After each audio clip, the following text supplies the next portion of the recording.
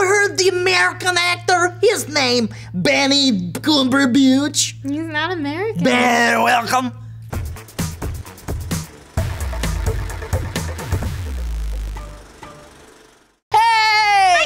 Welcome to the New Movie Thing Show.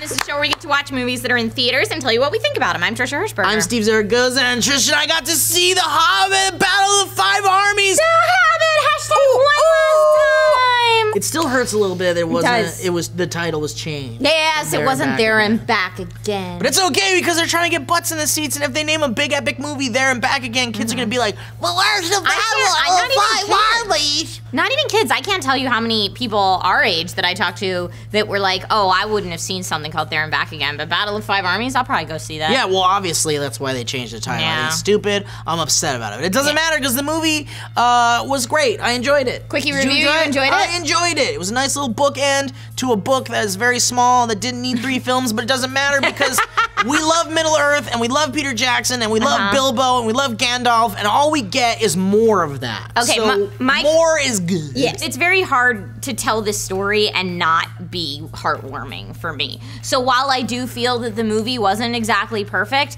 it hit me where I needed it to hit me, and I'm not gonna lie, I didn't cry during the movie, but I cried the whole way home. Yeah. Like a little weeping child. Well, I will say that it stayed pretty faithful to the books with a couple of liberties here and there. Well, I mean, they had the love story between Tauriel, who's completely made up. That felt a little forced. Sure, but that doesn't even bother me. Yeah. And neither do the sandworms. That doesn't bother me.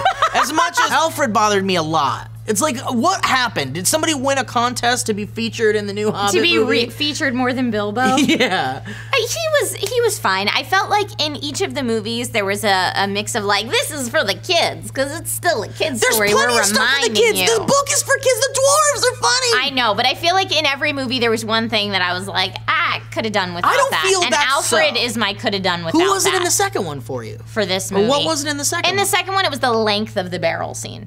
Ah, fuck it. Who cares? Long story short, TLDR, Alfred's in it a bit too much for my liking. That was the only problem I had with it. That and just like maybe some other little things here and there, but I think that it captured the heart of the book very well. The moral of the book, which is summed up really in one line, and just kind of like, again, it's just kind of like Lord of the Rings told in a smaller scale. Wars are pointless, and you know, it's all about the little guy, and there's more important things than gold and greed. Right, and you know, for everyone who's saying we didn't need 3 movies, for me, as a fan of the book, I'll take as much of Middle Earth as I can what get. I've said. Yeah. I'm okay to sit through 3 really long movies and see stuff that aren't necessarily in that book specifically, but bits and pieces from elsewhere, because I just love Middle Earth. I just want to see and consume as much of it as possible. Yeah, and it really is the last time potentially we'll theatrically be in Middle Earth. Hashtag one last time. Like, it's heartbreaking to me to think that I'm never gonna see any more adventures between dwarves and elves and hobbits in the Shire. I mean, they could potentially do the Silmarillion. They could, and I know people are talking about that. Some of the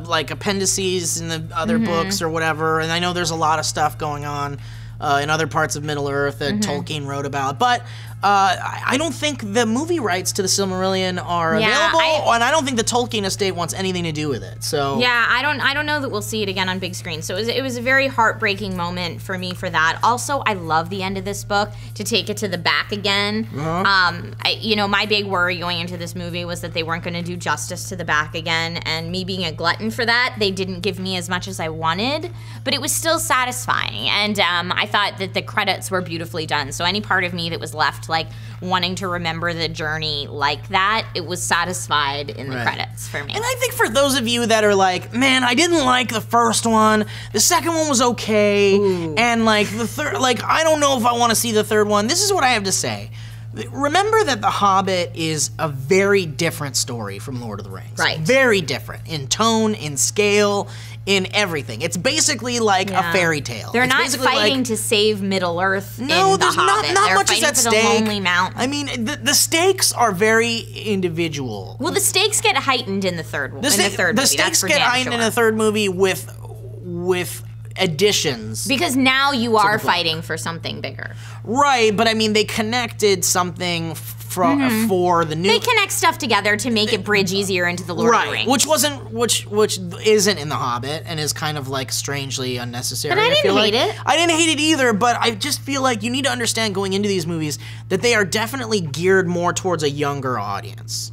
And that's really what The Hobbit is from the beginning. The heart of The Hobbit is it's a book to read to your kids before you go to bed. It's just a little story that they extended into 3 movies and tried to some extent to bring in the scale of the Lord of the Rings movies into it, which I think is already flawed from the start, is not something you should expect just because it's like, oh, this is Middle-earth, this is Lord of the Rings, it looks just like Lord of the Rings. But again, you have to remember The Hobbit is a smaller story. Right. So, I don't know. I'm making a lot of excuses for the movie, but I have the book means a lot to me.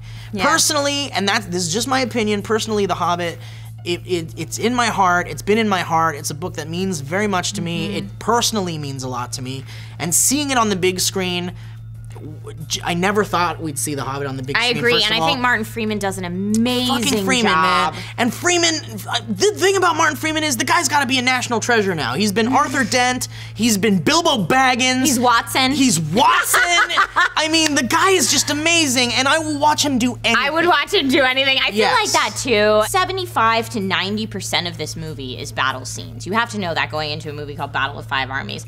And sometimes when you see a film that's all battle scenes, you see an episode of a show that's just one really long battle, you tend to get a little desensitized and a little bored with the action, or at least I do. Unless it's directed by Peter Jackson and he knows how to direct action sequences and fights, and they're not that boring. Well, that's what I was gonna say. But in this movie, for a movie that's, you know, however much percentage of battle, I thought they did a really good job putting like poignant emotional scenes that we care about intermingled with all of these intense battle scenes. And for me, I was on the edge of my seat the whole time. I loved what they did with the final battle. With Thorin's final battle. I absolutely, it was great. I don't want to spoil it, but I absolutely loved it. I thought it was great. And yeah, I mean, overall, I really enjoyed the movie. I feel like we should be making excuses for the rubber noses and the love story that wasn't originally in there, and the fact that it was stretched into 3 movies. But who cares? But who cares? Who cares? Who cares? Honestly, and again, it's like, you know, this isn't Lord of the Rings. The music was beautiful. Howard Shore and Billy Boyd. Yeah,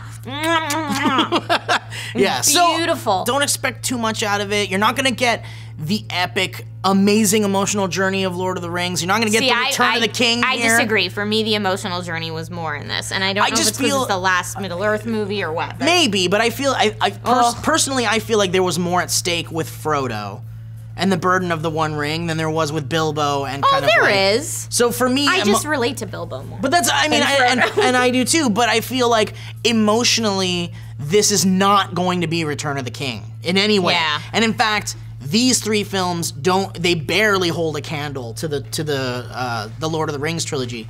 But I'll tell you what it did do very well was once I was done watching the Battle of the Five Armies, I was ready to marathon through Lord of the Rings again, extended editions. True. It does that, and I honestly feel like if you're ever going to do the massive, crazy marathon of all extended editions, starting from An Unexpected Journey all the way to Return of the King, then first of all, my hat's off to you, sir. I'm gonna do it. I'm gonna do it as soon as I can. I honestly think it's gonna seamlessly flow into each other. I think it's gonna work really well, and that's the point. We're not the only ones that saw this movie on IMDb. The score is sitting at 8.1 for having come out very recently. That's a decent score. And on Rotten Tomatoes, it's got a 62% from critics right now, but an 83% from audiences. So there it is, guys. That is the end of this new Movie Thing show. Congrats to Peter Jackson, Philip Boyens, and Guillermo del Toro. Fran Walsh. Fran Walsh is another great addition.